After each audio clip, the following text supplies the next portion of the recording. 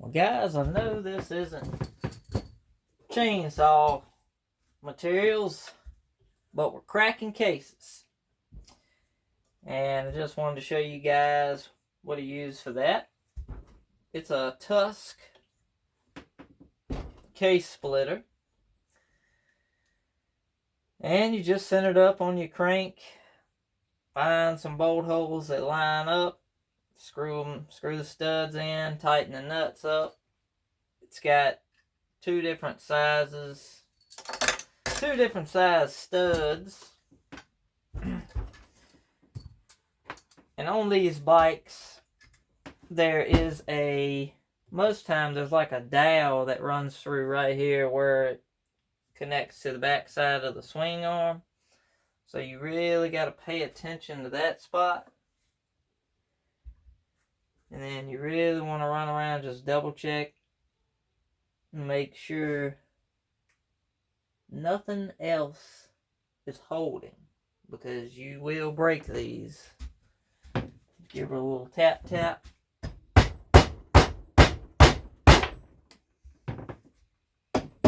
See how she's pulling apart nice and easy now?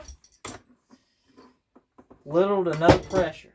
I'm using a little 6-inch adjustable. If you're tightening up on these things, alright, you hear that? Stop. Give her a couple taps. Loosen everything up, because it may not be pulling it exactly true centered of the case. You're pulling centered of the crankshaft, but center of the case may be over in this general area, and you're not pulling from there or pushing, so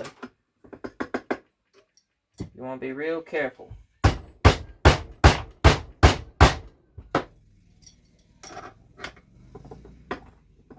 Like I said, just like chainsaws, when you're doing it, don't get in no hurry. And use a rubber hammer or dead blow, whatever you got.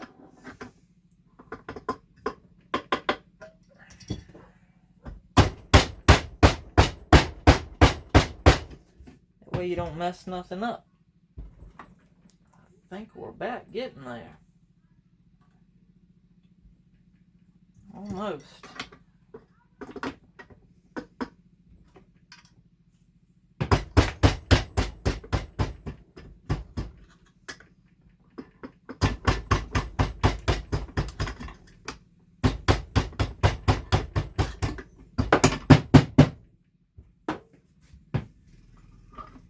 There we go. All right. So now you want to double check, make sure you didn't drop any spacers. So, see, we got a spacer on this one. A little shim. That's going to be for the gear here.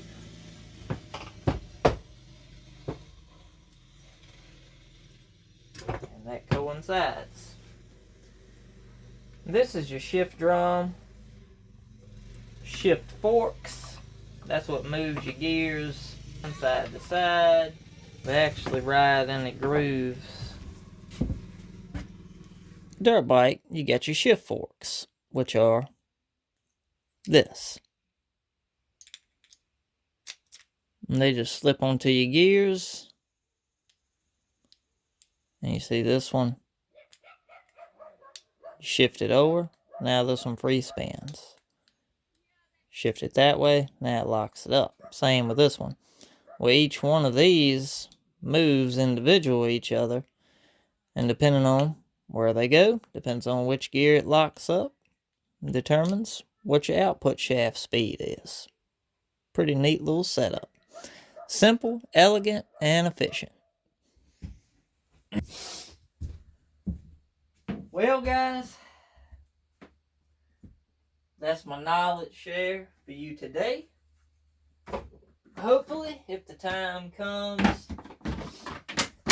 that may help you out a little bit. I know this is pretty much how I got my start into chainsaws. Working on dirt bikes and four-wheelers kind of led me to like tinkering with stuff. So, used to race dirt bikes when I was a kid. I may put up a couple pictures right here just to show you a little bit about what I did.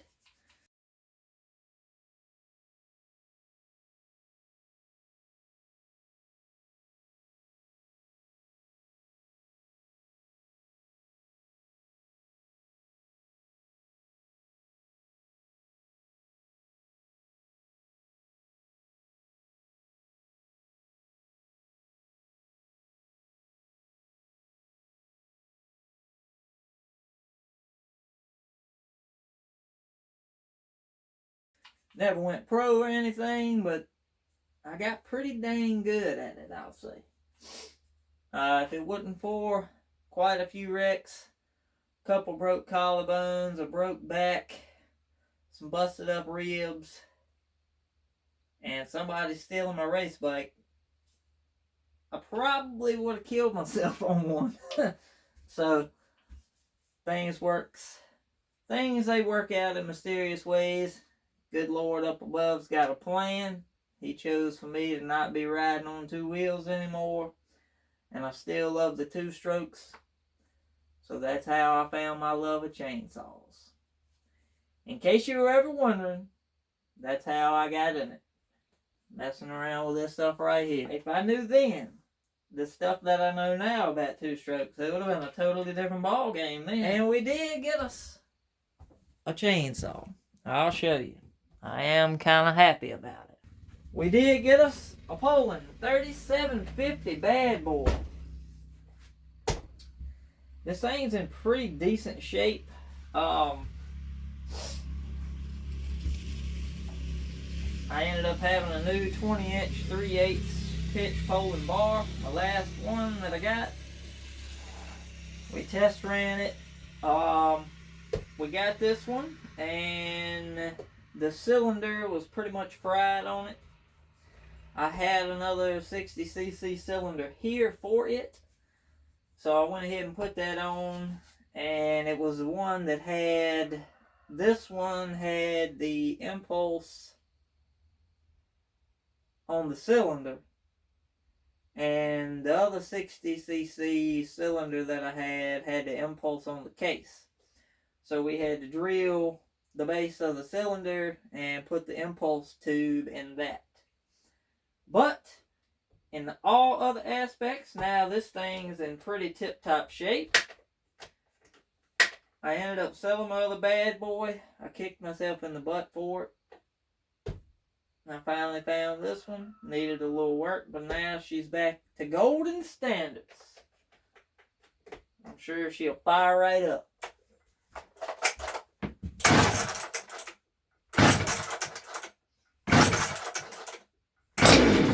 Look at that.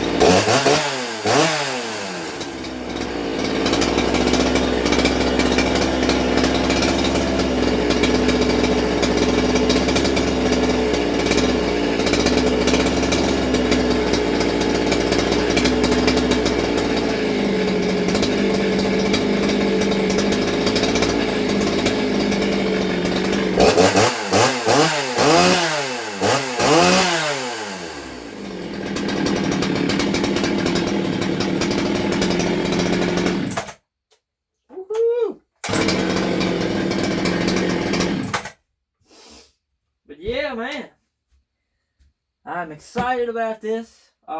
It's stock, all stock. The only thing it doesn't, it's got a base gasket delete, and the baffle was pulled out of the muffler. And I use 1/2-inch roll pins to space the front and rear cover. The only thing it's missing that didn't survive is the 3.7 Tim Allen Bad Boy decal on the air cover. I do have a air cover I got from somewhere that's got like half a decal on it, but I ain't really worrying about it. I like it is. And all of these bad boys, if you didn't know, I'll share a little bit of Poulan knowledge for you. So I know the 3750 bad boy and the 380s came with this heavy duty 3/8 clutch, or 3-shoe clutch, not 3/8 clutch. And here is a Super 380, and it's got the same heavy duty 3-shoe clutch,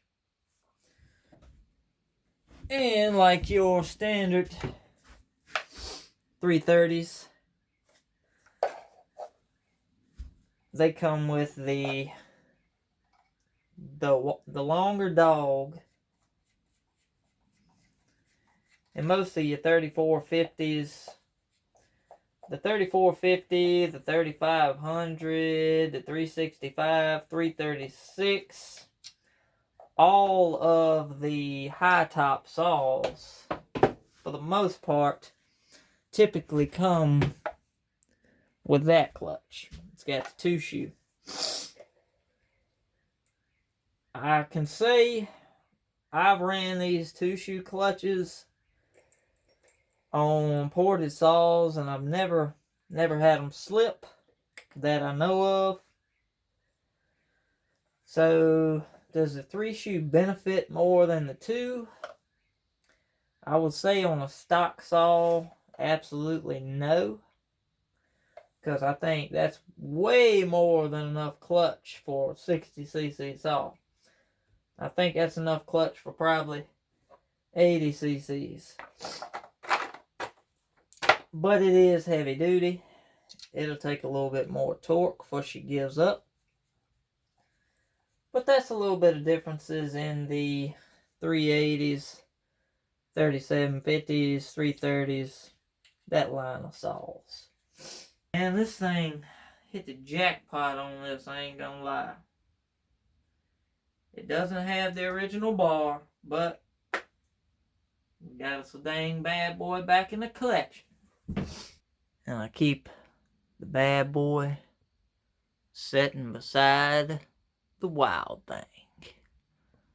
That's a dynamic duo right there, ain't it? Yes, it is.